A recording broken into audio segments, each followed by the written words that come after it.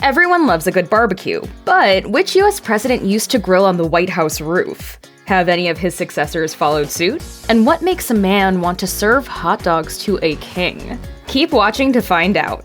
Nothing screams America quite like grilling. In fact, cooking outdoors is ingrained in American society. Whenever a big, warm weather holiday rolls around, it seems like the entire country feels the urge to be out on a lawn cooking up recipes that are perfect for the grill. According to a poll by the Hearth, Patio, and Barbecue Association, 7 out of 10 US adults own a grill or smoker.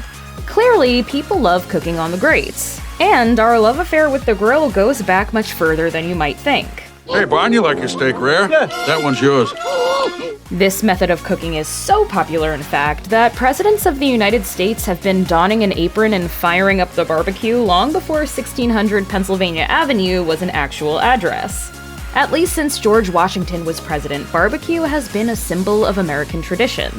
It is something modern-day presidents have embraced wholeheartedly too, with a number of presidents keeping the flame alive in the years since. But there was one president who loved grilling so much that he would do it on top of the White House. Dwight Eisenhower, the 34th president of the United States, loved to grill so much that he had a whole setup in the sunroom on the White House roof. Author Adrian Miller wrote in his book about the African-American influence on White House cooking. Back in the 1950s, if people were walking down Pennsylvania Avenue, they would see smoke coming out of the White House, and it was President Eisenhower grilling. What did the commander-in-chief like to cook?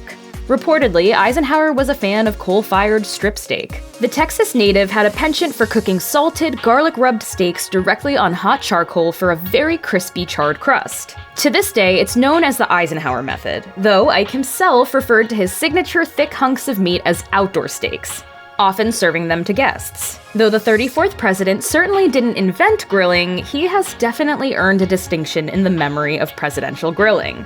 And he's not the only one either. I am not the cook. Former President Herbert Hoover actually joined President Eisenhower for a cookout in 1954 in Colorado. Meanwhile, Ronald Reagan famously appeared in public to flip hot dogs and drink beer in 1980. And when Barack Obama was in office, he showed off his ability to grill steaks, chicken, and corn right alongside the grill master himself, Bobby Flay. Of course, you might imagine someone could become intimidated grilling beside a man like Flay, but apparently it was the other way around. During their Father's Day cookout in 2009, Obama spent 20 minutes with him flipping meat on the grill on the White House lawn. When you have a sprawling green lawn like the one found at the White House, it's probably easy to pursue your love of grilling. But some presidents had other tastes. For example, Abraham Lincoln enjoyed creamy chicken fricassee with herbed biscuits for his go-to meal, while John F. Kennedy would happily go for a bowl of New England clam chowder over most other dishes.